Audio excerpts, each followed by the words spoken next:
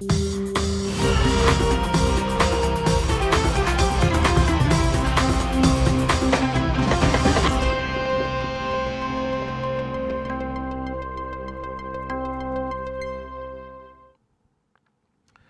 pessoal, bom dia para vocês, são 7 horas da manhã, hoje é dia 8 de dezembro de 2025, 7 horas da manhã, nós estamos começando a primeira edição do Desperta da Semana, né, que promete ser a penúltima semana útil do mês, hein, com um monte de coisas para acontecerem ainda lá no Congresso Nacional, PEC da Segurança, pacote antifacção, está tudo parado por lá. No ambiente da política houve um fim de semana agitado aí pelo lançamento da candidatura fake do Flávio Bolsonaro, você viu? Na sexta-feira, quando ele lançou essa ideia estapafúrdia, os mercados vieram abaixo, porque os mercados ainda querem uma saída à direita para o Brasil e ficaram muito tristes com a candidatura de um candidato inviável, chamado Flávio Bolsonaro, né, que não agradou ninguém. Não agradou no centro, não agradou na direita, mas agradou o campo progressista, porque esse é fácil de bater na urna. Aí veio o Datafolha comprovando isso, né? Uma surra lá no segundo turno. É impressionante como a pesquisa saiu numa hora em que o nome de Flávio Bolsonaro começa a circular por aí, né? E o Datafolha também revelou que a maior parte da população brasileira aprova, sim, a prisão de Jair Bolsonaro. Tudo isso a gente vai ver no dia de hoje, com a ajuda aqui dos nossos correspondentes, dos nossos comentaristas, para que a gente possa entregar para você um dia, um começo de semana prolífico e proveitoso, né? Então vamos lá, vamos começar? Vamos começar chamando o Alex aqui. Alex, bom dia. Meu querido personal advisor desportivo, tudo bem, Alex? Bom dia, Panuso, bom dia a todos, boa semana para nós. Como você está, Panuso? Como foi a compra para você? Foi boa, viu? Nós tivemos aqui na firma festinha na sexta-feira. Não houve nenhum vexame, não houve, sim, né? Porque na festa da firma todo mundo fica torcendo para ver quem é que vai encher a cara, ficar chorando pelos cantos. Não houve, tá? Foi uma festa saudável numa quadra de beach tennis, joguei até, tá? Sim. Ganhei até uma partida lá, o que é raro na história da minha vida, porque eu sou péssimo em quase tudo que eu faço, falta coordenação motora, né, Alex? E você, como é que foi da festinha de coisa? Eu não te vi por lá, onde é que você estava? Eu estava lá embaixo, estava torcendo pro Andex, que o Andex estava jogando vôlei lá, o Anderson estava fazendo uma dupla lá com o pessoal, tava uma loucura e eu estava torcendo, no finalzinho eu me aventurei um pouquinho, mas o Caio Marinato, nosso supervisor aqui do ICL, quis fazer gracinha e deslocou o ombro e acabou com a graça de todo mundo, mas ele está bem, não aconteceu nada demais, está com a tipóia aqui no ICL. Melhoras para você, Caio. É o nosso Neymar, né? Não pode entrar em quadra que se machuca, né? Sim, isso mesmo, Panuso. Por falar em Neymar, Neymar machucou de novo, né? Vai operar, ficou tristinho, chorou, né? Sim, o Neymar estava jogando meio que ele estava fazendo esforço ali para jogar, para tirar o Santos ali da zona de rebaixamento e conseguiu, para o Santos não caiu, ganhou de 3-0 ontem ali do Cruzeiro e se manteve na Série A do próximo ano. Ele até terminou na frente do Corinthians em 12º colocado e o Santos está classificado para a Sul-Americana, graças não ao Neymar e sim ao técnico Vovôdia, quando voltou ali, assumiu o Santos, trouxe um repertório novo para a equipe da Baixada Santista e pela felicidade de muitos e tristeza de outros, está na Série A do próximo ano, Panuso. Mas conta para nós o que aconteceu com o Neymar. O Neymar, ele estava sentindo o joelho, né? Então ele fez um esforço ali para não deixar na mão o Santos nessa reta final ali, nos 3 últimos jogos. E foi importante ali naquele hat-trick que ele fez contra o Juventude, que praticamente o hat-trick lá, que foi 3 gols. What does it mean? O que é um hat-trick? É quando a pessoa faz 3 gols numa partida, Panuso. Ah, eu não sabia disso. Aí, naquele jogo, que era tipo um jogo de 6 pontos ali contra o Juventude, para sacramentar a permanência do Santos, deu certo. Então o Neymar foi bem importante ali naquele penúltimo jogo. E ontem, no jogo também, o Santos foi muito bem. E ontem o nome do jogo foi o Tassiano, que veio lá do Bahia. Grande André Uzeda, torcedor do Bahia. Mas aí o Santos sai da zona do rebaixamento definitivamente? Tá dentro da... Tá? Isso, tá na categoria ontem, como era a elite, última rodada, Panuso, todos os jogos foram iguais ali no mesmo horário, então o Santos garantiu a classificação praticamente para a Série A do próximo ano. Bom, tá bom. Menos mal, né? Porque ter na segunda... Também um castiguinho na segunda divisão não faz mal, não. O Vasco já sofreu, o Botafogo já sofreu, Palmeiras. Tanta gente sofreu, Palmeiras já sofreu e depois saem com uma vontade renovada de vencer, porque parece que fica mais nada, né, quando o time está na zona de conforto, né, Alex? Isso mesmo. Então vamos lá, vamos mostrar como é que foi o fim de semana para o pessoal, Alex. Certo. Panuso, pela correria, não consegui fazer artezinha. Eu peço desculpa aqui com a nossa audiência, mas eu tô aqui com a colinha. Então a gente vai falar os resultados da 38ª rodada. O Atlético Mineiro ganhou de 5-0 ali do Vasco. O Botafogo ganhou de 4-2 do Fortaleza. E esse resultado, o Panuso decretou o rebaixamento do Fortaleza. Ficou ali em 18º colocado com 43 pontos. O Palmeiras ganhou do Ceará 3-1 e, pela felicidade dos torcedores do Fortaleza, essa vitória do Palmeiras rebaixou o Ceará e o Ceará está classificado para a Série B do próximo ano e fez 43 pontos. Pela felicidade, pela infelicidade, né, Alex? Então, é que ontem, quando o Ceará estava sendo rebaixado, eu estava assistindo o jogo, eles estavam felizes porque estava sendo rebaixado com o seu maior rival, o Panunzio. Como assim? Ficaram felizes de ser o Palmeiras, é isso? Não, porque o Fortaleza caiu. Ah, e o sim, Ceará caiu. Sim, e o Ceará caiu também, os dois times do Ceará. Vão se encontrar agora na chave B, quer dizer que a rivalidade local continua, né? Sim, porque no ano que vem sobe um, ou sobem dois, se der tudo certo. Sim, dando sequência aqui, o Corinthians empatou 1-1 contra o Juventude. O Fluminense com um golaço do Paulo Henrique Ganso ganhou de 2-0 ali do Bahia. O Internacional ganhou de 3-1 e essa vitória decretou a permanência do Internacional na Série A. Terminou em 16º colocado com 44 pontos. O Santos ganhou de 3-0 ali do Cruzeiro, que o Cruzeiro não tá com o time titular, para nos ele tá com o time ali, entrou com o time misto, pensando no jogo de quarta-feira ali contra o Corinthians na semifinal da Copa do Brasil. O Sport perdeu de 4-0 ali do Grêmio, nosso lanterninha com 17 pontos, está na Série B do próximo ano. E o Vitória Panuso decretou a sua permanência ganhando do São Paulo de 1-0 e terminou ali em 15º colocado com 45 pontos, Panuso. A Copa do Brasil tem semifinal e final, ao contrário do Campeonato Brasileiro, né? O Brasileirão que não tem, é ponto corrido. É muito mais divertido, você vê dois times se matando lá para ganhar o título, né, Alex? Sim, eu prefiro... Sim, eu prefiro, dando minha opinião, eu prefiro um campeonato de pontos corridos, porque mata-mata para nos mexe com o nosso psicológico. Mas futebol é isso aí, futebol não é caixinha de surpresa, não é esporte imponderável? Sim. Não é isso? Panuso, antes de finalizar, essa pauta é mais pela minha noiva, Ana Beatriz, que ontem ela falou, você tem que falar do título da Raíssa Leal, a nossa fadinha ali do skate. Ela foi tetracampeã da CLS Super Crown em São Paulo ontem, então mais um título que ela trouxe ali pro nosso skate brasileiro, Panuso. Que beleza essa fadinha, não para de produzir notícia boa, né? Sim. E ainda por cima botou as garotas todas na quadra, na pista do skate, que virou uma febre nacional aí para as meninas. É muito bonito de ver esse efeito que está gerando, né? Sim, isso mesmo. Bom, vamos nessa. Valeu, Alex. Muito obrigado. Bom dia para nós. Vamos tocando aqui o barquinho, né? Pessoal, começando como todo dia pela meteorologia, hoje tem aviso aqui, olha, está na Folha de São Paulo aí, que deve ter chuvas intensas em São Paulo agora no comecinho de semana. Hoje, a chuva está marcada para as 3 da tarde. Precisa ver se ela vai comparecer, né? Porque a meteorologia anda tão assim, incerta, que só Deus sabe se o que é previsto acaba acontecendo ou não. Mas, enfim, aqui na Folha de São Paulo está escrito que deve ter chuvas intensas nesse início de semana. Os temporais podem provocar os problemas com os quais a cidade já se habituou.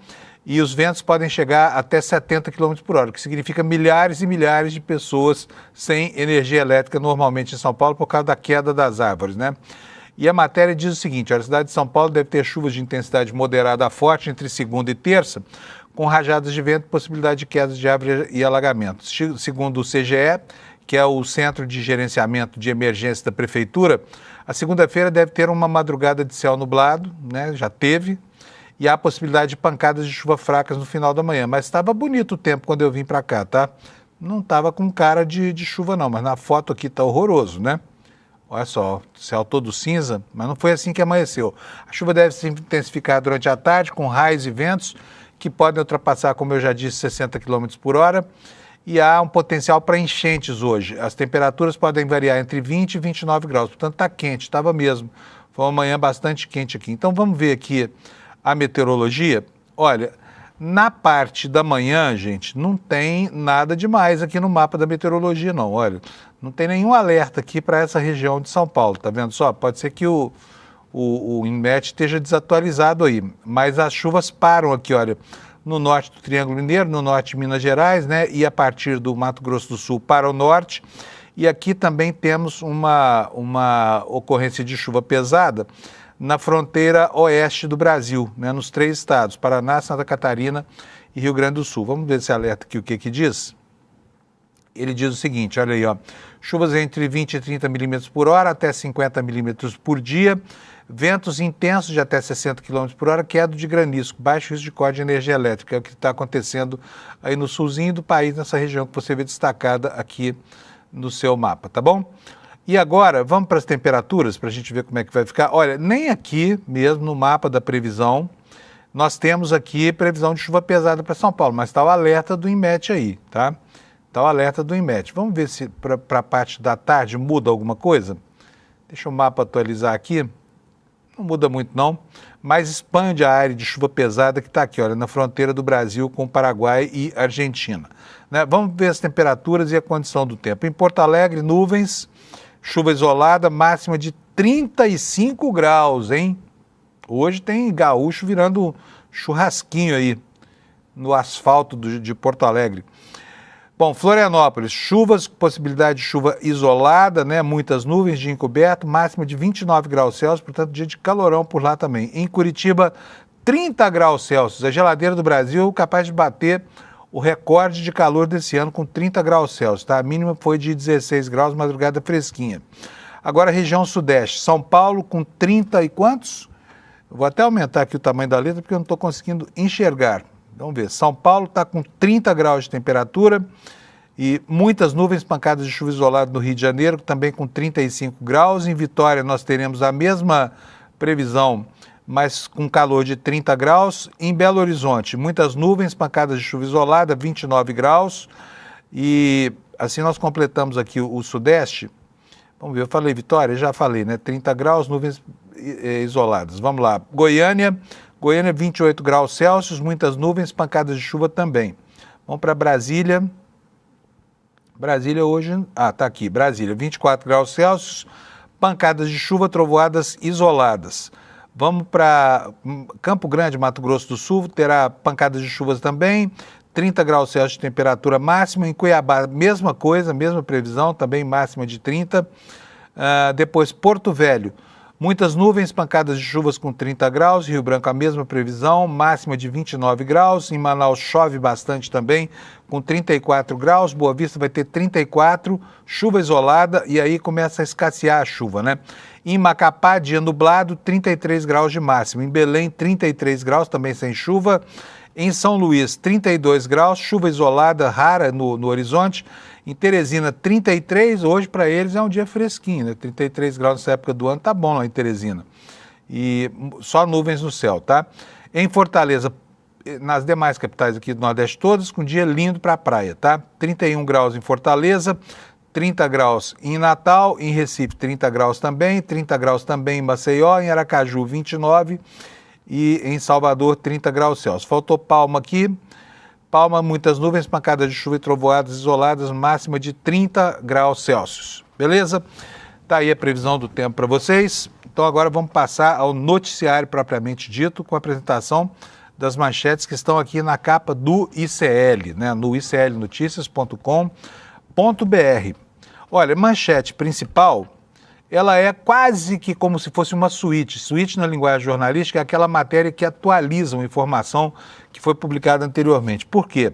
Porque saiu o Datafolha, saiu ontem o Datafolha, e parece que houve uma antevisão lá do pessoal que elabora essa pesquisa, botando o nome do Flávio Bolsonaro, testando o nome do Flávio Bolsonaro no cenário eleitoral, né? E aí, na sexta, quando as amostras já estavam sendo colhidas, o Flávio se lançou candidato à presidência da República. Derrubou o mercado, foi um vexame. Ninguém gostou da candidatura dele. Não sei se os aliados também não gostaram, tá? Também não gostaram. Por quê? Porque está ali tapando um buraco que vai fazer falta depois para as articulações tanto da direita quanto da centro-direita. Nós vamos falar bastante disso aqui no jornal de hoje, porque esse aqui é o fato político que abre a semana, para a gente entender qual é o propósito de uma candidatura tão despropositada como essa aqui, sem pé nem cabeça, né? São os Bolsonaro e a sua dinastia tentando sobreviver.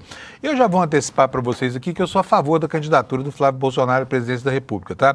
Sou a favor, não sou bolsonarista, não torço pelos Bolsonaro, pelo contrário, né? Mas eu sou a favor porque aí vai ser um Bolsonaro a menos no cenário político no ano que vem, tá? Por quê? O Bolsonaro pai não vai disputar a eleição porque está preso, né? O Flávio Bolsonaro, se insistir mesmo nessa estupidez de ser candidato a presidente, beleza. Vai ser candidato, mas vai tomar uma tunda. É um Bolsonaro a menos, já são dois, né? O Carluxo pode perder a eleição lá em Santa Catarina.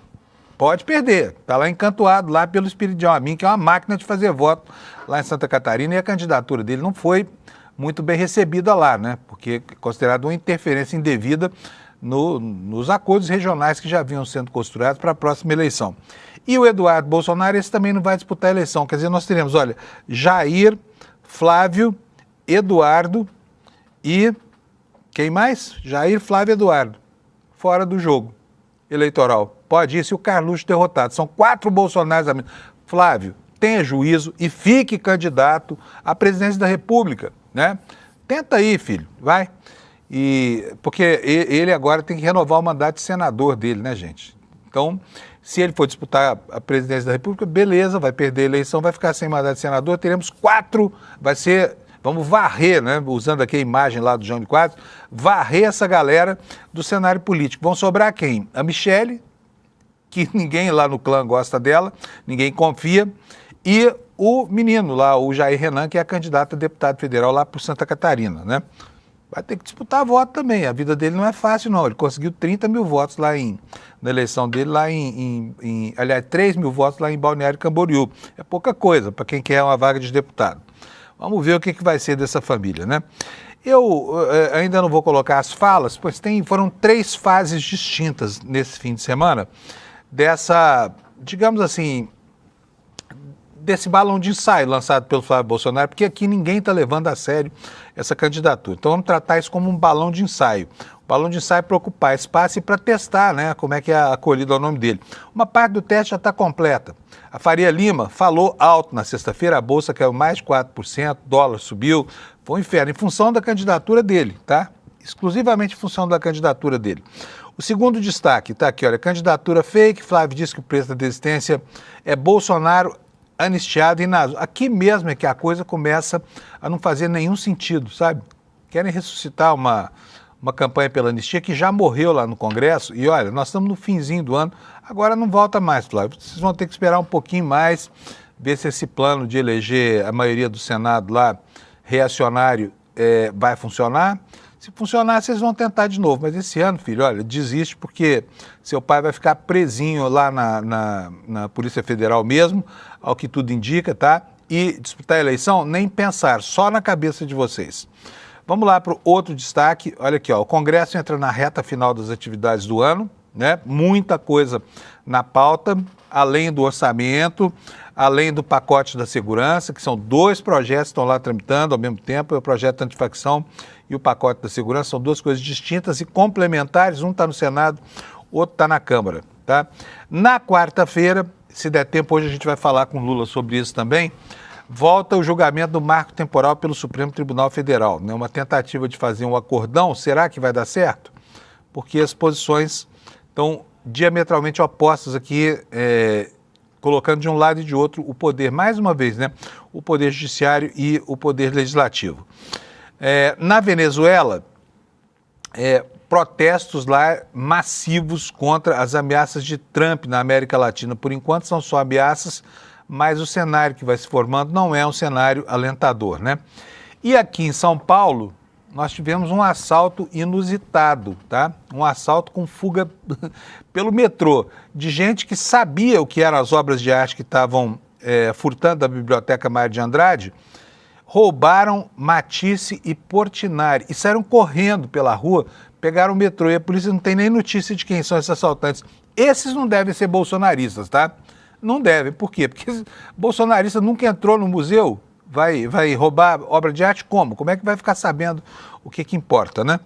Mas foi sério o roubo, tá? Foram 15 obras de arte e obras de arte, algumas delas valiosas, as palavras lá do pessoal da Fundação do Mário de Andrade, gente que entende de obra de arte. Portanto, não deve ser bolsonarista, tá? Não deve. Esses são os destaques da gente no dia de hoje. Daqui a pouquinho o Lula vai estar com a gente, daqui a mais 9 minutinhos. Então já vou começar a introduzir o assunto do nosso dia, né? O assunto do dia qual é? É a candidatura de Flávio Bolsonaro. Primeiro aqui nas páginas do ICL, vocês vão ver que houve, como eu falei mais cedo, 3 fases nesse anúncio que pegou todo mundo de zero surpresa, né? Em que a dinastia dos Bolsonaro tenta inventar um subterfúgio aqui para conturbar o jogo dos próprios aliados. Quem são? Principalmente o Tarcísio, que foi inclusive nominado pelo Flávio como o número 1 da turma deles aí. Mas o Tarcísio também não dá finta de que será candidato, né? Qual é o objetivo dessa anticandidatura do Flávio Bolsonaro? Em respeito ao velho Ulisses Guimarães, não vou nem falar em anticandidatura, vou falar de candidatura fake mesmo. Porque a candidatura já nasceu morta pelo próprio anunciante da candidatura. Na primeira vez, ele disse que seria candidato. Eu vou até ler aqui para vocês um trechinho da matéria, depois eu mostro as falas, enquanto a gente espera o Lula aqui, tá? Como muitos observadores políticos previam, o senador Flávio Bolsonaro admitiu publicamente neste domingo que pode abrir mão da sua pré-candidatura ao Planalto, lançada na sexta, né? O preço cobrado pela desistência é que algum dos presidenciáveis da direita inclua nas suas promessas a campanha da anistia ou indulto ao Jair Bolsonaro. Além disso, ao portal R7, ele disse que quer o nome do pai nas urnas. Ou seja, Flávio, que é nacionalmente conhecido pelo envolvimento do golpe da rachadinha, reconheceu que a candidatura dele é um novo golpe. Para dar apoio a um candidato, ele cobrará como pedágio a anistia. Será que vai dar certo, gente? Mais chantagem do que essa gente já fez com relação a esse tema? Lei Magnitsky, tarifas nos Estados Unidos, nada funcionou. Ameaças de todo jeito aqui no Congresso brasileiro. Enfim. A matéria prossegue dizendo o seguinte: Flávio, que é nacionalmente conhecido pelo envolvimento no golpe da rachadinha, reconheceu com a sua candidatura que a sua candidatura é um novo golpe. Para dar apoio a um candidato, então cobrará como pedágio de anistia, como eu já disse. Falou o seguinte: olha, tem possibilidade de eu não ir até o fim. Eu tenho um preço para isso. Uma maneira saudável, né, de apresentar aqui o contrário daquilo que ele diz que almeja. Tem um preço. Tem um preço é coisa, enseja corrupção. O preço aí que ele anunciou depois é a tal da anistia, mas ele fez um certo suspense aí. E eu vou começar a mostrar para vocês a coisa desde o começo, se você perdeu, tá bom? Na sexta-feira, ele anuncia a candidatura. Diz que conversou com o pai e que estava tudo certo e que ele seria, então, o candidato apoiado por Bolsonaro. Ele já tinha dito, há muito tempo, já vinha dizendo que o candidato que for ungido por Bolsonaro está no segundo turno. Talvez não seja o caso dele, segundo o Datafolha, que a gente vai ver depois, tá? Vamos ver o que disse o que ele falou lá para trás, justificando essa estapafúrdia candidatura na qual nem ele mesmo acredita, e você vai ver por que já já. Roda para nós, Alex, por favor. No momento em que o presidente Bolsonaro se sentiu mais confortável de me pedir que anunciasse, a decisão dele não foi só na terça-feira, a gente já vinha conversando há bastante tempo, ele já tinha me falado algumas vezes perguntando se eu toparia colocar o meu nome para disputar, porque a gente sabe das dificuldades. Eu sempre disse para ele que estava na mão de Deus e ele sentiu por bem que eu fizesse após a reunião com ele, após conversar com algumas pessoas, e assim foi feito na semana passada. E agora é trazer as pessoas certas para o nosso lado, começar a colocar no papel aquilo que a gente pretende de caminho para o Brasil, porque é disso que se trata essa eleição agora. As pessoas, vocês inclusive que também são eleitores, não vão votar só numa pessoa. Vocês não vão escolher uma pessoa para ser o presidente do Brasil. Vocês vão escolher um caminho, que é o caminho que o Brasil vai seguir nos próximos 4 anos. Eu acho que a grande maioria está de acordo que não dá para continuar nesse rumo de tragédia anunciada com o atual governo. Esse foi o primeiro round, teve 2. Deixa eu só perguntar para o Alex aqui se o Lula já tá ok aí, Alex, tá? Então bota o Lula para mim na tela, porque eu quero assistir junto com o Lula isso aqui. Oi, Lula, bom dia, amigão, tudo bem? Bom dia, Fábio, bom dia quem está conosco já aqui no Desperta. Procurei o Lula no fim da festa da firma e não achei. Sumiu. Você foi, Lula? Sumi. Isso aí. Eu sou um idoso, Fábio. Nós dois, aliás, eu sou mais ainda. Mas eu fiquei lá jogando beach tennis, você viu, representando os velhinhos, né? Com muita honra. Muita? Perdi por 4-1, mas tudo bem, não tem problema. Eu sou ruim mesmo, eu admito. Ô, Lula, e foi boa a festinha, né? Muito boa, muito boa. Muito boa, foi muito bom, porque junta gente do Brasil. Gente, é tão grande que o ICL, vocês precisam ver, viu? A gente se surpreende a cada fim de ano, porque né, parece massa de pão, só faz crescer. Inacreditável a quantidade de gente que tinha esse ano. Mas vamos falar de coisa séria aqui, vamos falar da festa de fim de ano que o Flávio está armando para ele, esse rega-bofe aí dos Bolsonaros. O Lula, eu já mostrei a primeira declaração dele aqui, dizendo da candidatura. Vou mostrar a segunda agora, precificando a desistência, né? Que o cara se lança num dia, no outro ele desiste. Mas vamos lá, bota para nós aí, Alex. Senador, tem de ter dito que o senhor não vai até o fim. O senhor vai até o fim com a candidatura? Olha, tem uma possibilidade de eu não ir até o fim. Eu tenho um preço para isso. Eu vou negociar. Eu tenho um preço para não ir até o fim. Só que eu só vou falar para vocês amanhã.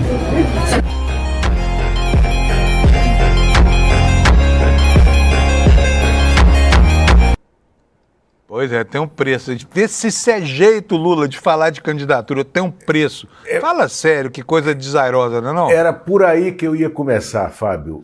Eu tenho um preço para isso. Isso não é linguagem de alguém que esteja no mundo da política com boas intenções. Isso não é linguagem de um senador da República, né? Isso está no campo semântico óbvio da bandidagem, da malandragem, que é de onde vem o Flávio Bolsonaro.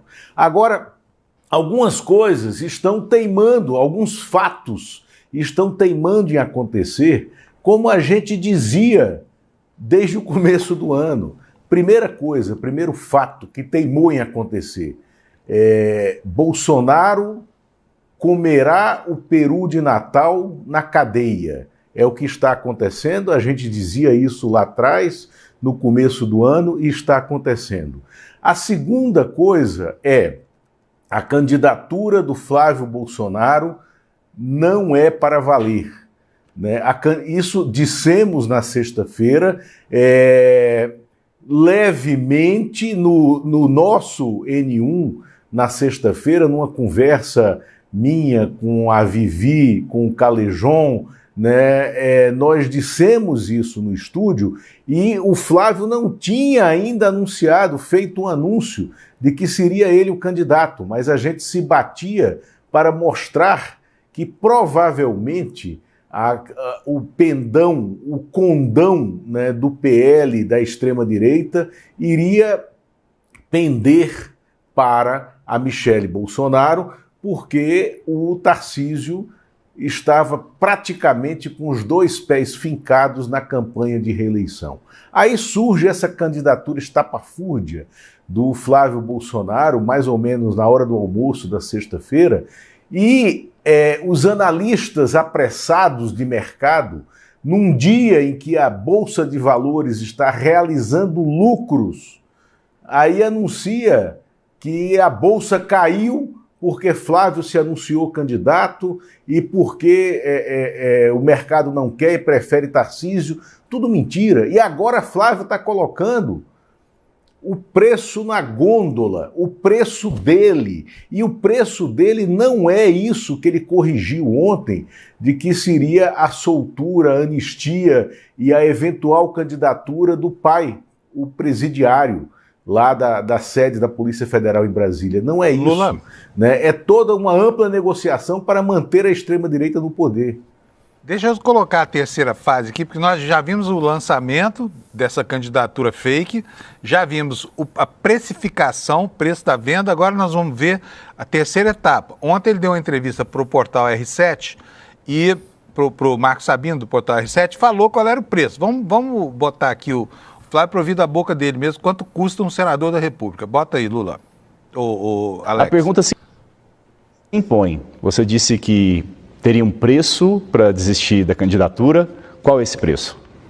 O meu preço é justiça. O meu preço é justiça. E não é só justiça comigo. Alex. É justiça com quase 60 milhões de brasileiros que foram sequestrados, estão dentro de um cativeiro nesse momento, junto com o presidente Jair Messias Bolsonaro. Então, óbvio que não tem volta.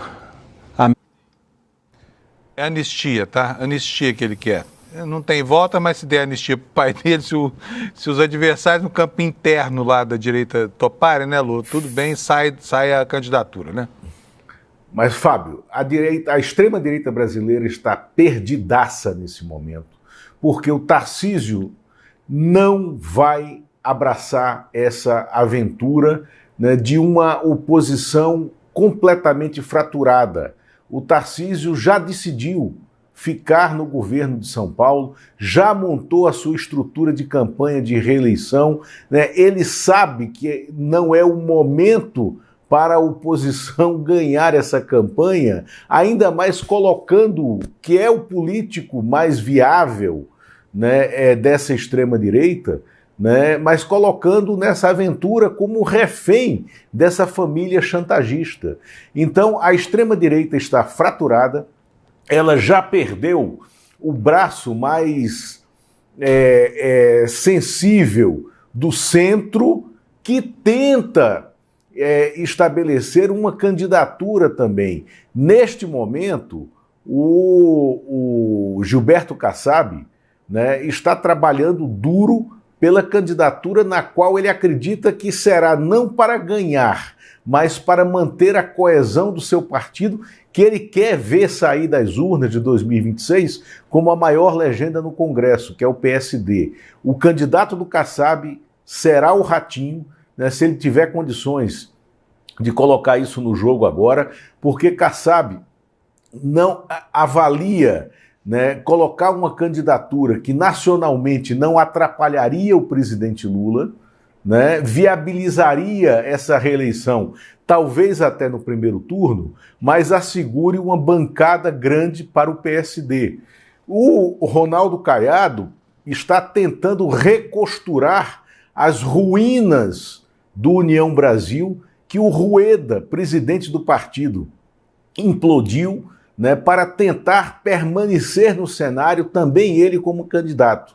E não tenha dúvida que o PSDB, né, com uma candidatura que já está sendo posta em Minas Gerais a governador, de Aécio Neves, tenta trazer Ciro Gomes não para o cenário cearense, mas para o cenário nacional, né, como nome viável também nesse jogo. Porque Lula, essas pessoas que fazem conta eleitoral sabem que o único caminho para um cenário de fratura desse é você ter 3 candidatos que tenham na faixa de 8% a 10% e que eles disputem a passagem para o segundo turno, que não está certo que ocorrerá. o Lula, você acha que o Ciro tem alguma chance, depois de ter queimado o filme, primeiro com a esquerda e agora com a direita? Não só ele queimou o filme com a direita queimou o filme dele, porque o Ciro voltou para o Ceará, ajoelhou diante do André Fernandes, que é uma figura pernóstica dessa extrema-direita, né, e rezou o credo da extrema-direita com André Fernandes e foi abandonado por eles por um chute dado, né, pela Michele Bolsonaro. A Michele Bolsonaro reproduziu aquela cena clássica do chute na Santa, só que a Santa, no caso, era o Ciro. Ela deu o chute no Ciro lá no Ceará, mas ela o jogou no centro dessa costura política nacional, porque no Ceará o Ciro está humilhado. Bom, vamos falar sobre um outro assunto aqui.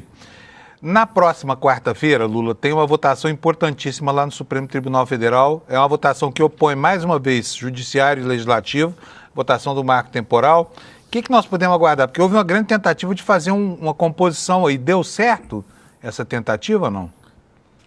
Não, essa tentativa não deu certo e aquela decisão cautelar do ministro Gilmar Mendes, obrigando o Senado, obrigando o Congresso a rediscutir a lei do impeachment, a lei 1079 de 1950, na semana passada, jogou gasolina nesse braseiro do marco temporal, porque o mesmo Gilmar Mendes é o relator da ação que vai ao plenário na quarta-feira no Supremo Tribunal Federal.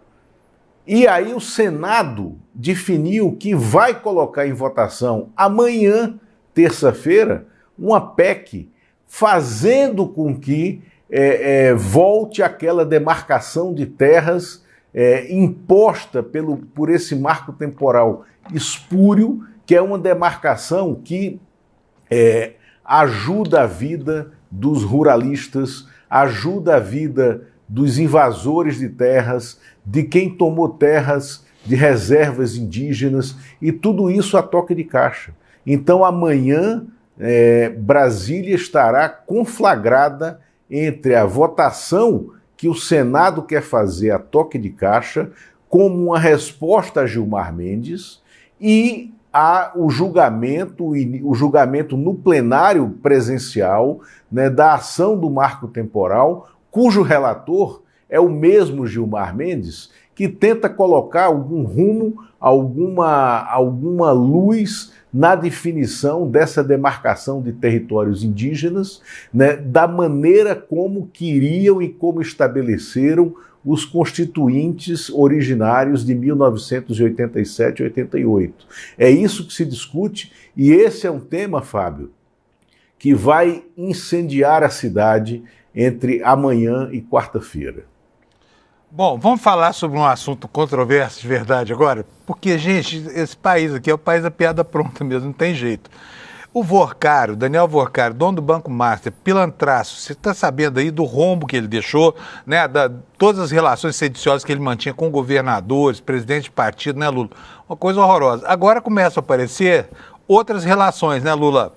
Essas relações, e, gente, aqui é preciso muito cuidado da minha parte, porque eu tenho 64 anos de idade e sou um sujeito imperfeito, né? Tenho meus problemas estruturais aqui que eu luto contra eles desesperadamente, viu, Lula? Esse assunto aqui enseja, né, machismo, porque a natureza dele é assim. Mas vou ler para vocês com todo cuidado aqui, sem colocar muitos palpites aqui, para você não me julgar como um sujeito que está fazendo um desserviço aí para o andamento do processo civilizatório. Olha só, Vorcaro, esse do Banco Master, que quebrou meio mundo, botou o mercado financeiro numa situação muito difícil, né? E os governadores, pelo menos, do Rio, do Distrito Federal e de São Paulo, em péssima situação. Ele doou um apartamento de 4 milhões de reais para uma Sugar Baby, essa garota aqui, ó. Lula, e aí? O cara fazia, quer dizer, milhão para o cara não significava nada, né? Significava nada. Presente para Sugar Baby. Ô, Fábio, esse episódio ele vai puxando fios, como dizia o nosso saudoso ministro Teori Zavascki do Supremo Tribunal Federal, a cada pena que se puxa vem uma galinha inteira, né? Ali pela grade do galinheiro. E nesse caso fica exposto, né, que o Daniel Vorcaro, que posava de um playboy, namorado de uma youtuber da área fitness, né, e que mora nos Estados Unidos e que é rica por si, mas ele mantinha uma sugar daddy, né, em São Paulo, num apartamento baby de 4, não, Sugar Baby, ele é o Sugar Daddy. Baby era ele. Sugar Daddy era ela. Ao né? contrário, pela nomenclatura, né? Exatamente. Ele é o Sugar Daddy, ela é Sugar Baby. Exatamente. Né? No apartamento da Faria Lima, um apartamento de 4 milhões e 300 mil reais. É a cotação atual, de 113 mil metros quadrados, um apartamento muito próximo da sede do próprio Banco Master, mas o que me impressiona é que esta Sugar Baby, né, ela tinha tido relações, né, também financeiras com um traficante, né? Ela recebeu 271 mil reais de Roles Magalhães, um traficante preso, né? E ela também tinha sido amante desse traficante. E aí, colocado para defender o Vorcaro e desfazer esse rolo está um dos principais criminalistas do país, né, o Eugênio Pacelli, né, é um ótimo advogado que no meio dessa confusão ele está, no mínimo, deslocado, né, nesse desembaraço. Mas aí isso traz à tona as relações Banco Master, Vorcaro, escritórios de advocacia e empresários. Vou trazer aqui, Fábio, né, e quem nos escuta e quem nos assiste aqui no Desperta, uma relação inacreditável, puxando o fio dessa relação de advogados e caso Banco Master Vorcaro. Nós ficamos sabendo no fim de semana, por meio de reportagem do portal UOL, que o ministro Dias Toffoli voou para a final Palmeiras e Flamengo, a final da Libertadores em Lima, no avião de um empresário chamado Luiz Oswaldo Pastore, junto com o advogado criminalista Augusto de Arruda Botelho, que é advogado do Luiz Antônio Bull, diretor do Banco Master, né? E esse voo foi feito no dia 28 de novembro, e no mesmo dia 28 de novembro foi impetrada uma ação, né, pedindo para que todo o caso do Banco Master subisse para o Supremo e ficasse nas mãos, né, do ministro Dias Toffoli. Isso foi concedido 3 dias depois da final Palmeiras e Flamengo, para a qual o Toffoli voou nesse avião do Luiz Oswaldo Pastore, junto com Augusto de Arruda Botelho, advogado de um dos sócios do Vorcaro. Mas quem era e por que Toffoli entra naquele avião que provoca essa exposição absolutamente imprópria para ele, que é ministro da Suprema Corte?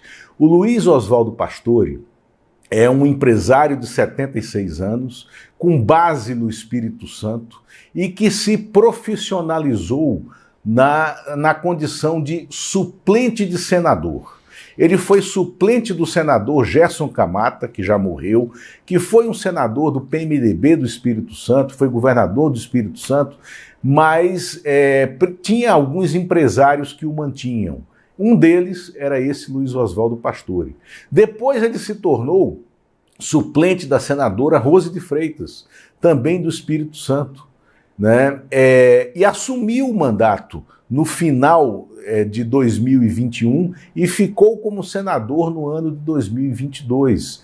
Depois ele foi candidato em 2022, veja bem, Fábio, a suplente da Flávia Arruda, mulher do Augusto Lima, sócio do Daniel Vorcaro, e ele foi o principal doador de campanha da Flávia da Flávia Arruda, mulher do Augusto Lima. E foi esse personagem em cujo avião Toffoli entrou. Mas tem algo mais inacreditável na biografia Isso tudo o Augusto de Arruda Botelho? Ah, não, o Pastore, exatamente, né? Exatamente, o Pastore. Né? Pastore. Tem mais um dado, né? O Pastore tem ligações umbilicais com a extrema-direita da Itália.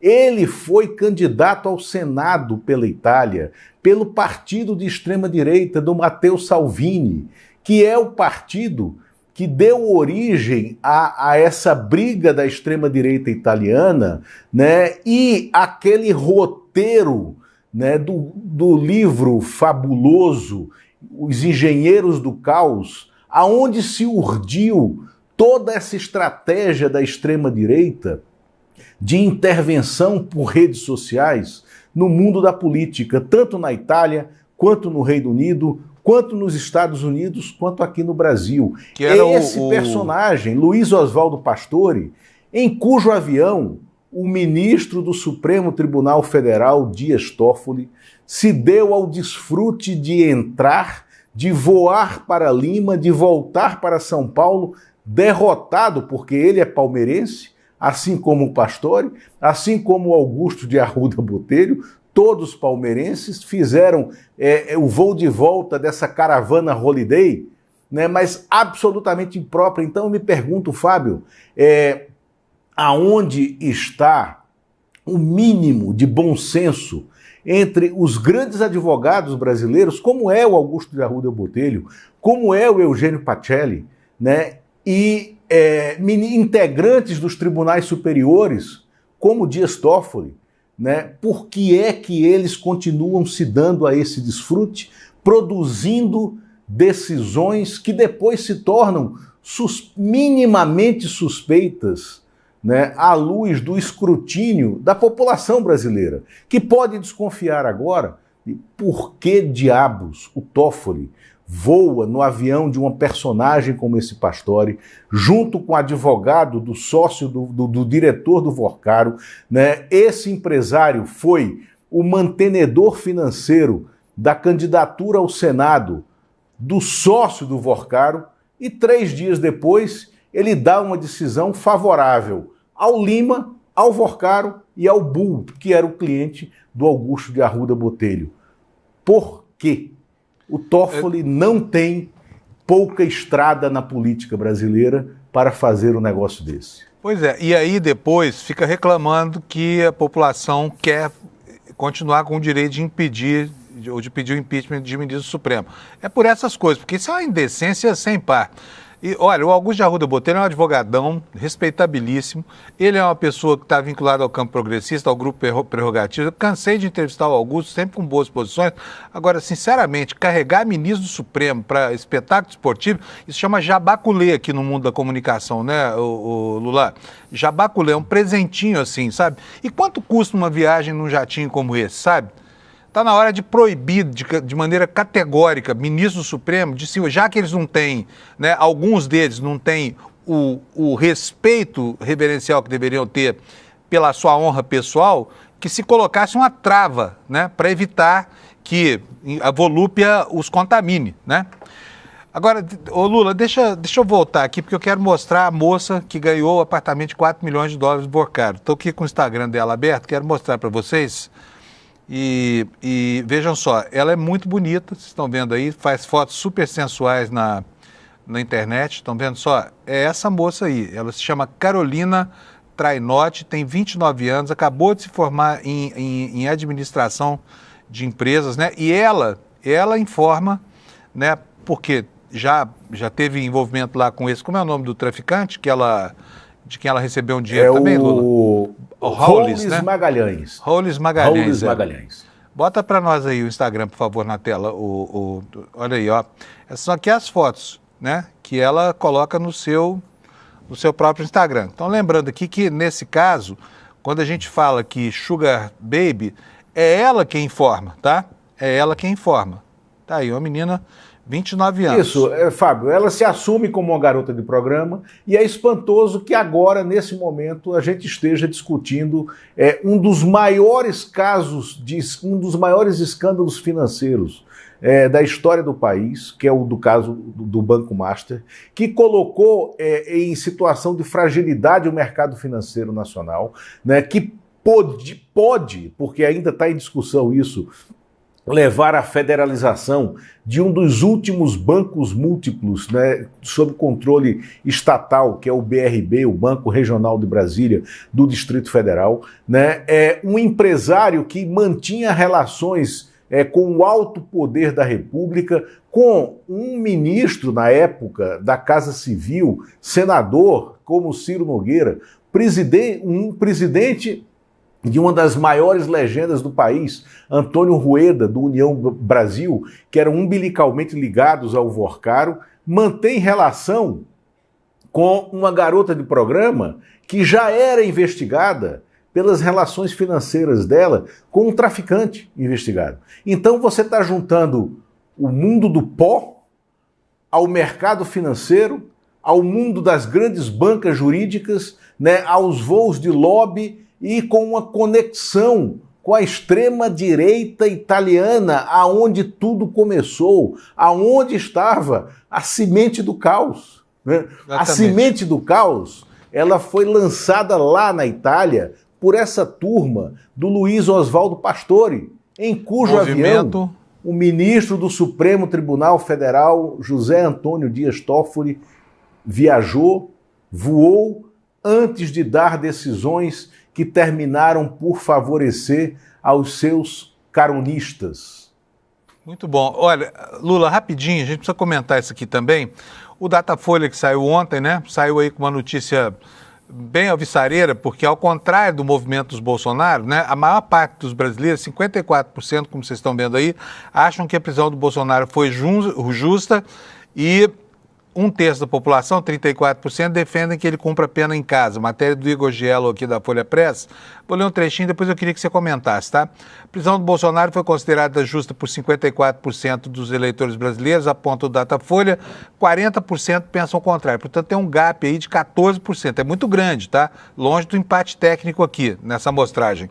A execução da condenação a 27 anos e 3 meses de cadeia, determinada pelo Supremo, no papel central da trama golpista, visa mantê-lo no poder até após a derrota de Lula, que visava mantê-lo no poder após a derrota de Lula na eleição de 22. Ele cumpria prisão domiciliar desde 4 de agosto, após ter violado medidas cautelares determinadas por Xandão. Em 11 de setembro acabou condenado ao lado de outros 7 réus, tatatá. Então tá aqui, olha. Disseram ter conhecimento da condenação definitiva de Bolsonaro, estarem bem informados, 36%. Ou seja, 2/3 da população não se consideram bem informados. Percentagem similar, 37%, disse ter conhecimento, está mais ou menos informado. 11%, não sei como é que pode, parece o pessoal que mora lá em Nibiru. Não é possível. Se disseram mal informados. E 16% sequer tomaram conhecimento. Como é que pode, Lula?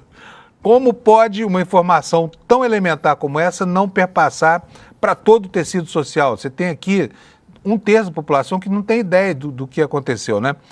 E, bom, é isso. O que você achou do resultado da Datafolha? Está justo, bom, Lula? Primeiro, para explicar um pouco esses números. Em 2019, Bolsonaro tinha acabado de tomar posse, era por volta de julho, agosto de 2019. Eu fui almoçar com o Marcos Paulino, que era o então diretor executivo do Datafolha. E tinha acabado de sair uma pesquisa que mostrava, naquela época, em 2019, começo do governo Bolsonaro, que em torno de 30% da população brasileira se dizia pela primeira vez de extrema-direita. Se anunciava de extrema-direita. Estavam entusiasmados com o novo governo. Aí eu perguntei ao Marcos Paulino como isso é possível, como é que a gente chegou até aqui.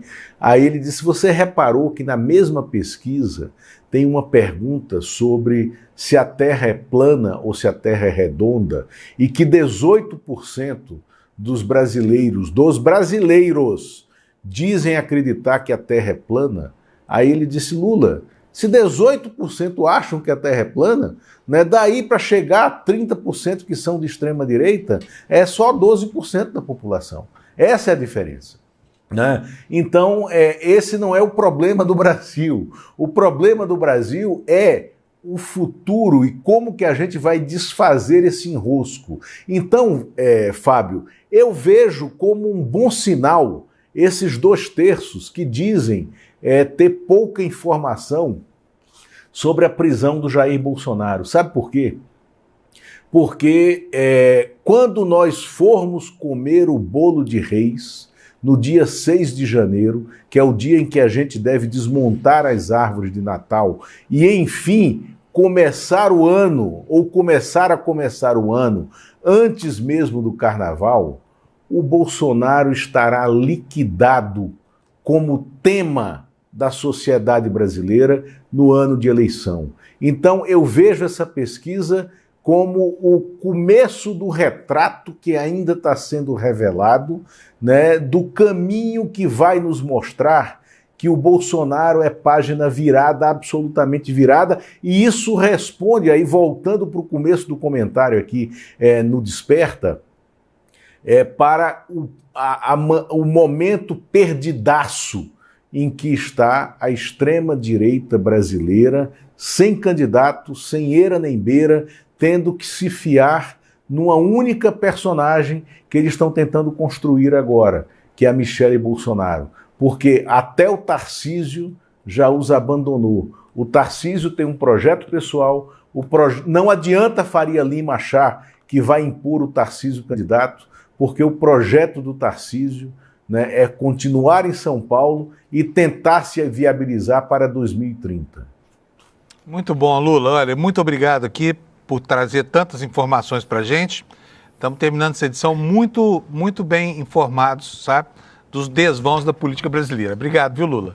Eu que te agradeço e aproveitando para agradecer a carona de ida, né, para a festa, porque eu saí à francesa. Enquanto você estava na quadra lá, né? Enquanto você estava na quadra. Detonando a concorrência. Abraço, Lula. Boa semana para nós. Gente, olha, só tem mais algumas informações aqui. Hoje a gente foi mais longe com o Lula aqui, porque aconteceu muita coisa, né? O cenário político, então isso justifica. Mas eu quero mostrar para vocês uma última notícia. O Datafolha colocou o nome do Flávio Bolsonaro, candidato da extrema-direita à presidência da República, e ele apanha por 15 pontos do Lula no segundo turno, tá? Vou ler aqui para vocês, anunciado como candidato do ex-presidente Bolsonaro para ser o rival de Lula em 2026, seu filho Flávio ficaria 15 pontos atrás do petista em um eventual segundo turno hoje.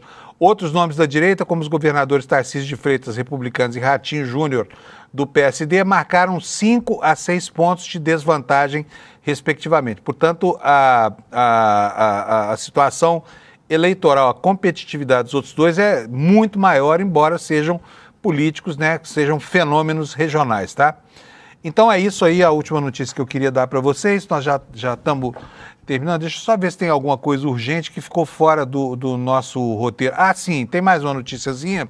Como é que a população está vendo a história da prisão do Bolsonaro, né? Saiu também na mesma pesquisa. 54% dizem que o Bolsonaro quis fugir, 33% acham que foi realmente um surto que provocou lá a história do dano à tornozeleira eletrônica, né? Seguindo mais ou menos o mesmo diagrama da questão que a gente antecipou aqui durante o programa todo de hoje, né? Bom, o Congresso entra essa semana na retinha final do ano, vai deixar um monte de coisas aí em aberto, né? Se não conseguir um mínimo de clima de entendimento, mas a gente vai falar sobre isso amanhã, porque hoje eu não tenho mais tempo, tá bom? Vou pedir pro Alex botar para nós aqui a nossa promoção de hoje, para que eu possa mostrar para vocês. Tá aqui, olha. Peraí, então antes tem estamos aqui, olha. O Alex sempre me lembra desse negócio da audiência aqui, porque eu preciso agradecer a vocês, tá? Que estão aqui nos ajudando a ser o primeiro em audiência na internet entre todos os concorrentes, tá? Muito obrigado uma vez mais. A gente ali com 23.400, né, para arredondar aqui, batendo a Jovem Pan, CNN, Rádio Band News FM, TV Brasil 247, VTV, Revista Oeste e tudo mais. Graças a você, o ICL tem tido um grande sucesso e começado as manhãs em primeiro lugar. A gente agradece porque isso é muito importante para o N1 que vem aí, né, um programa de análise. E hoje, por uma coincidência, eu vou estar lá, tá bom? Agora, o marketing de hoje, a gente chama de marketing, a mensagem de hoje. Está sendo aberta a segunda turma da primeira pós-graduação aqui no ICL. O tema é Repensando o Brasil, Sociedade, Política e História. E essa pós foi um sucesso absoluto. 5.000 inscrições, 5.000 pessoas estão estudando com essa turma de professores aqui, que infelizmente eu não vou poder dizer o nome porque eu não tenho mais tempo, preciso encerrar o programa.